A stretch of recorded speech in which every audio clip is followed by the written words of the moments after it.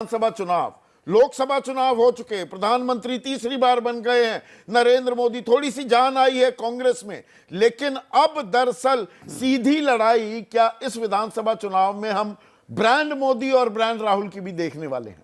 यशवंत, आपने ट्रैकर किया है मूड ऑफ द नेशन, एक और चैनल के लिए आपने सर्वे किया है। वो इंडिया टुडे का मूड ऑफ द नेशन वो अभी आया, वो एक अलग विषय है। ट्रैकर जो हम एबीपी के लिए करते रहते हैं वो एक अलग विषय है।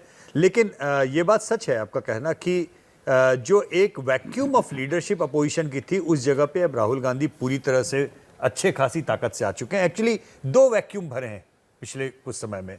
पहली बात तो कांग्रेस निर्विवाद रूप से back in the centre space of opposition आ चुकी है और राहुल गांधी धुरी बन गई है और राहुल गांधी कांग्रेस के अंदर की धुरी बन गए हैं। ये दोनों चीजें निर्विवाद रूप से हो गई हैं क्योंकि एक समय ऐसा आया था जब राहुल गांधी जी के नंबर बहुत नीचे जा रहे थे। उस समय ममता बनर्जी, अरविंद, सबके राष्ट्रीय महत्वाकांक्षाएं सबकी जागृत हो गई थी। अब वो सब कुछ ध्वस्त हो गया है, सब आ गए हैं कि भाई अपना अपना राज्य संभालो और केंद्र की राजनीति विपक्ष की तरफ से वो राहुल को आधी छोड़े सारी को धावे, आधी मिले ना सारी पावे वाले हिसाब किताब में जो था मामला, वो चीज लग रहा है रीअलाइनमेंट अब हो गया है उस चीज का। तो स्वाभाविक सी बात है कि जो उत्साह है कांग्रेस के वर्कर्स का वो ज्यादा बेहतर है।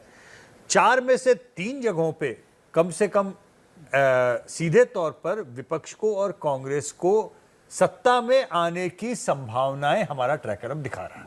वो 3 राज्य कौन हुए? हरियाणा नंबर 1 पे, नंबर 2 पे महाराष्ट्र और तीसरे नंबर पे कल के घोषणा के बाद से जम्मू कश्मीर। मतलब जहां प्रबल संभावनाएं हैं कि ये अच्छा कंटेस्ट करेंगे और जीतने की स्थिति में आएंगे। केवल एक राज्य जहां पे बीजेपी को थोड़ी उम्मीद दिख सकती है वापसी की, वो है झारखंड। लेकिन वो उम्मीद भी उस तरीके की वन साइडेड नहीं है जो आज से 4 महीने 6 महीने पहले दिख रही है। वो सोरेन वाला मामला वो भी नहीं है। वो रायता कुछ जरूरत से ज्यादा रायता फैला है। हेमंत सोरेन वहां की राजनीति की एक धुरी बन चुके हैं। ट्राइबल बेल्ट की 5 लोकसभा अभिज्ञान स्वीप की हेमंत सोरेन के नेतृत्व में। तो इसका मतलब आदिवासी सेंटिमेंट पूरी तरह से हेमंत सोरेन के साथ में है। और बीजेपी जो भी उनके अंदरूनी कारण हो, लेकिन जो उनका सबसे बड़ा ट्रम्प कार्ड है बाबूलाल मरांडी, उसका नाम घोषित करना ही नहीं चाहती।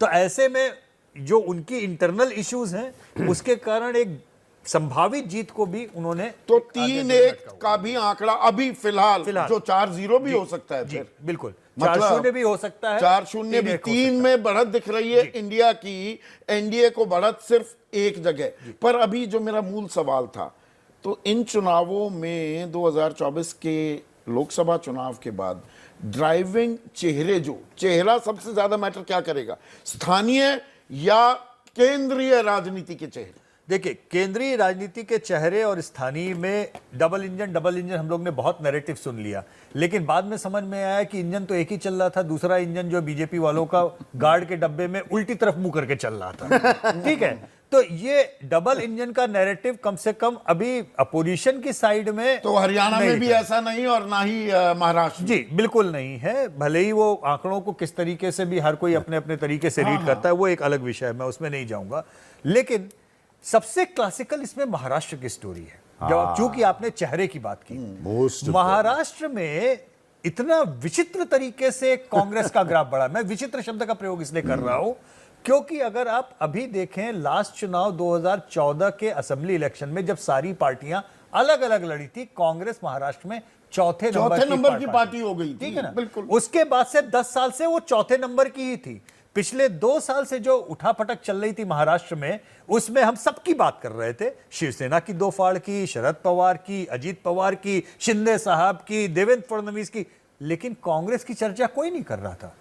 एक फेसलेस कांग्रेस लीडरलेस। मैं आपका आगे जो अभी सस्पेंस बना रहे हैं उसमें एक चीज और जोड़ दूं, कांग्रेसियों का ही हाल ये था भाई, अशोक चौहान, उनको लगा ये तो बिल्कुल ही डूब गई है, चौथे नंबर का ये तो वो पाला पलट रहे हैं, मिलिंद देवड़ा पाला पलट रहे हैं, संजय निरुपम पलट रहे हैं। ये लोग, इनको भी ये लग रहा था ना कांग्रेस का खेल खत्म। लेकिन हुआ क्या? सारी फोकस को दरकिनार करते हुए कांग्रेस ने स्कोर कहां किया? मराठवाड़ा में, विदर्भ में, जहां उसकी बीजेपी से सीधी फाइट थी, 1-on-1। और बीजेपी का ट्रैक रिकॉर्ड जबरदस्त था यहां पे। और वहां पर फेसलेस कांग्रेस सिंगल लार्जेस्ट बन के उभर जाती है। मैं एक और इसमें दिलचस्प आंकड़ा जो हमने बहुत बार लोकसभा चुनाव के दौरान, दर्शकों आपको थोड़ा सा मेमोरी को जॉग करेंगे तो आपको याद आएगा, बहुत बार मैंने ये बात कही कि भाई 192 सीटें ऐसी हैं, वो दो आंकड़े थे, 192 और एक 176 का भी। 192 सीटें जहां कांग्रेस और बीजेपी के बीच सीधा मुकाबला हुआ, 178 बीजेपी जीत गई। यानी कि बीजेपी का स्ट्राइक रेट 91 से 92% था। कांग्रेस 8% सीटें ही जीत पाती थी जहां बीजेपी के साथ सीधी टक्कर। लेकिन 2024 में वो आंकड़ा, वो स्ट्राइक रेट जहां बीजेपी और कांग्रेस की डायरेक्ट फाइट थी, 29% पर आ गया। और अगर आप यही सीटें आप माइनस करें जो कांग्रेस ने 2024 में निकाली सीधी फाइट में, उसमें आप यूपी भी काउंट कर लीजिए, राजस्थान भी काउंट कर लीजिए, उसमें आप हरियाणा काउंट कर लीजिए, उसमें आप महाराष्ट्र काउंट कर लीजिए, तो आप पाएंगे बीजेपी के 240 और 280 के बीच में वही दीवार थी। ठीक है, तो यह बात हमारा असर्शन कि जब तक कांग्रेस इस अपनी खोई हुई जमीन को वापस नहीं पाती, तब तक क्या विकल्प आएगा। तो ये एक बड़ा, मैंने महाराष्ट्र की चर्चा इसलिए नहीं, महाराष्ट्र में फिर चेहरा कौन होगा, इसीलिए मैंने बोला कि हालत यह है कि कांग्रेस जहां पे डिफॉल्ट अपोजिशन थी, वहां बीजेपी अगर अपनी दुर्गति ज्यादा कर ले तो बिना चेहरे के भी कांग्रेस वापसी कर सकती है। यह महाराष्ट्र ने दिखा दिया। तो जहां पे चेहरा होगा हुड्डा साहब का, जहां पर चेहरा होगा और राहुल गांधी की एक्सेप्टेबिलिटी जो बढ़ रही है, जो राहुल गांधी की एक्सेप्टेबिलिटी बढ़ रही है, वहां पर ऑक्सीजन ही नहीं, अच्छी खासी ऑक्सीजन भी है। जो पर लोग एक आंकड़ा बताइए, फिर मैं संजय के पास जाऊंगा। यशवंत, पहले देखिए, एक होता है कि किसी की एक्सेप्टेबिलिटी 2% है जी, और आप 8% हो गए, तो 4 गुना बढ़ गई जी। कहने को, रहे तो सिंगल डिजिट में जी।